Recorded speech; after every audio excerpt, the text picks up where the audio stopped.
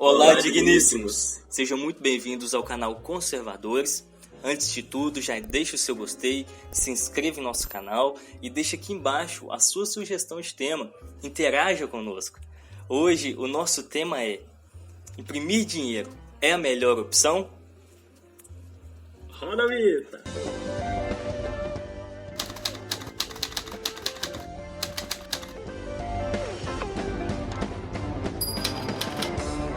Bom, digníssimos, a priori precisamos entender o que é oferta e demanda. A oferta é a produção de bens e serviços. A demanda já é a procura por essa oferta. E para ficar melhor o entendimento, vamos exemplificar. Você está acostumado a comer uma quantidade de arroz todos os dias. Num determinado dia, você chega em casa com uma fome exagerada, porque você deixou de comer um outro horário, gerando uma crise no seu cotidiano.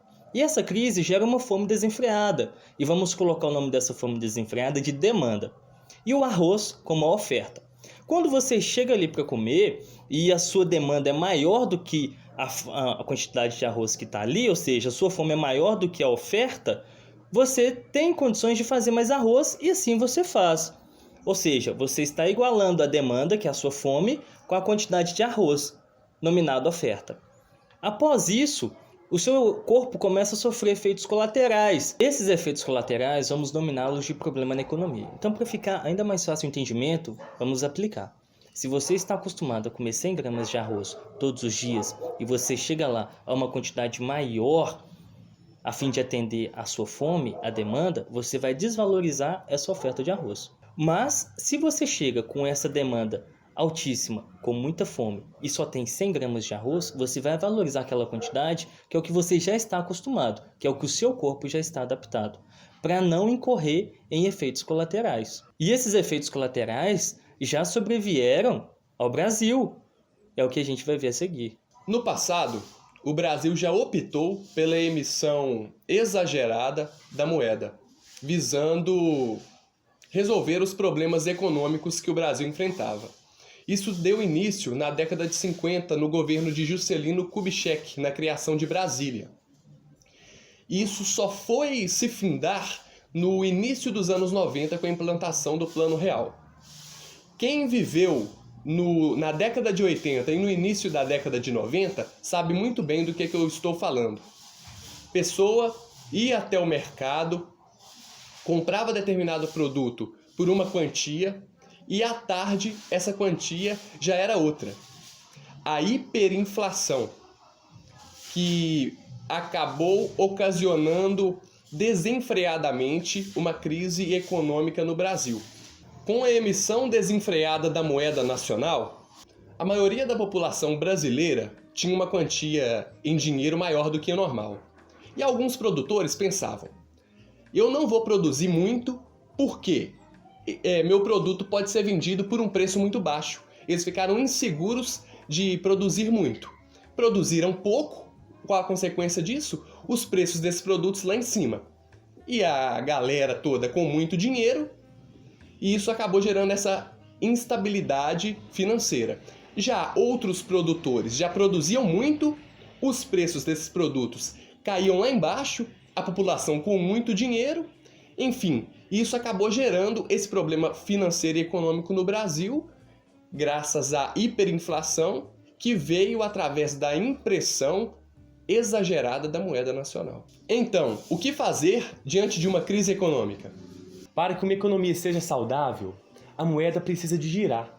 A sociedade precisa de transferir essa moeda nos diversos setores de produção. E quais as estratégias o governo pode utilizar para aumentar essa circulação de moeda? A primeira delas é a redução da taxa de juros básica. Aqui no Brasil é a taxa Selic.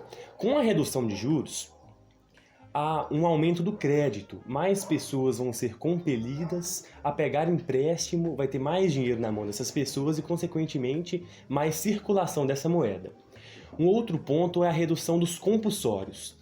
Compulsório é uma quantia de renda de um banco, uma quantia de dinheiro dos bancos, que ficam retidas, estagnadas no Banco Central para alguma emergência, para algum outro fator. E esse dinheiro é dos bancos. Então, quando a gente reduz né, a quantidade dos compulsórios, que é esse dinheiro retido, os bancos vão ter mais em caixa para poder emprestar. Com isso também, ele tendo mais disponibilidade de dinheiro para emprestar, para girar, mais pessoas vão pegar empréstimos, mais pessoas vão ter acesso à moeda, consequentemente, a economia vai girar. Outra forma que o governo tem para fazer esse dinheiro girar, essa moeda girar, é o aumento de gastos pelo próprio governo. Isso acontece quando o governo cria novas obras, novos estabelecimentos, novos bancos. Com isso ele gera emprego e ele vai estar diretamente colocando dinheiro na mão dos funcionários. Isso também vai estar girando economia. Isso acontece quando novas linhas de crédito também são estabelecidas pelos bancos públicos, como a Caixa, como o Banco do Brasil, que é uma sociedade de economia mista. Com novas linhas de crédito, mais pessoas vão ter acesso a dinheiro. E isso também é uma forma de fazer essa moeda girar mais. A última estratégia que um governo pode usar para ter mais moeda em circulação é ele diretamente colocar dinheiro na economia. Isso ocorre na forma do que a gente chama de impressão de dinheiro, que inclusive é o tema de hoje. Isso é realmente saudável? Como que essa impressão de dinheiro funciona na prática? O Banco Central, né, ele vai comprar títulos da dívida pública. E tem algumas outras formas de fazer também, mas geralmente é assim. E essa quantia é limitada, né? Essa ação de imprimir dinheiro, de implantar dinheiro na economia através do Banco Central diretamente, ela é limitada pela Constituição e pela legislação. Então a gente vai ver que essa forma, que essa maneira, ela não é saudável. Não é interessante os governantes utilizarem desse último método de impressão de dinheiro para consertar problemas na economia. Em uma economia saudável, não é necessário aumentar a quantidade de moeda, e sim que a quantidade de moeda já existente circule, transite, gire. E nesse gancho de não imprimir dinheiro, temos o exemplo do que aconteceu com o nosso país e também temos exemplos de países estrangeiros. Vou citar aqui 2 exemplos, a Alemanha e a Venezuela. Começando pela Alemanha, antes da Primeira Guerra Mundial, o marco alemão ele tinha uma base de 4 marcos para $1. Entretanto, após uma crise financeira que eles passaram, adotaram a impressão de moeda. Com isso, em aproximadamente 1923, é um dado importantíssimo, o marco, para chegar a $1, tinha que ser necessário 1 trilhão de marco alemão. Misericórdia. Foi aí que surgiu aquele termo limpando com dinheiro. Foi aí que surgiu. E usava essas notas até como isolante térmico em parede. A gente já está começando a ficar mais, assim, entender e deixar mais claro que imprimir dinheiro não é a solução. Então tinha muito dinheiro nessa época e estava usando até o papel moeda para... É importante até isso porque gera gasto também imprimir dinheiro. Gera gasto. Né? Eu vi que para imprimir uma nota aqui no Brasil custa 30 centavos. Então, assim, gera um gasto para imprimir dinheiro. E para eles tomarem essa decisão de usar o papel moeda para limpar alguma coisa, limpar a sujeira, né? Em vez de comprar um papel higiênico, que realmente a moeda estava muito desvalorizada. E o papel higiênico super valorizado. Isso. Ela valia muito menos que o papel higiênico. Muito menos que o papel Interessante. higiênico. E um outro país que eu já citei, que é a Venezuela, eles, em 2015, a oferta monetária era de 4 trilhões. O que significa isso? É o valor que estava inserido naquela sociedade, naquele momento. Entretanto, em 2017, esse valor pulou de 4 trilhões para 40 trilhões de bolívares. Uma super desvalorização em frente ao dólar e ensejou uma dívida gigantesca, porque eles declararam insolvência, ocasionando um prejuízo para o Brasil de 262 milhões de dólares, imprimindo dinheiro. E atualmente na Venezuela, a gente vê até imagens nas redes sociais, né?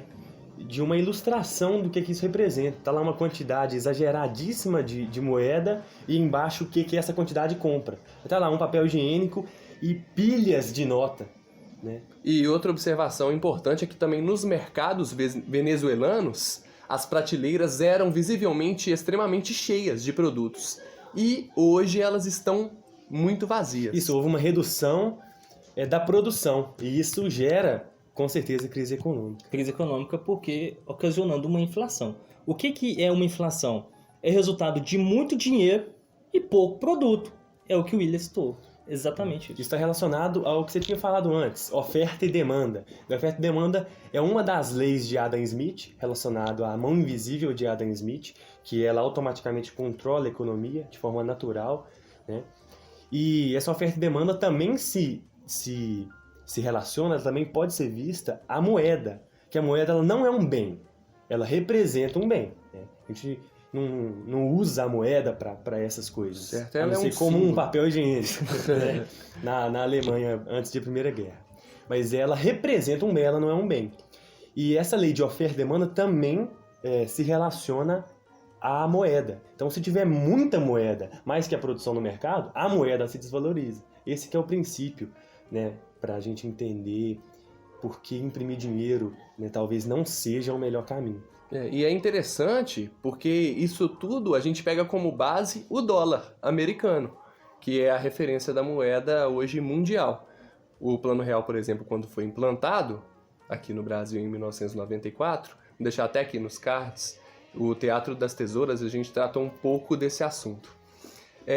O que acontece? R$1 vale $1. Hoje em dia, $1 vale mais que R$5.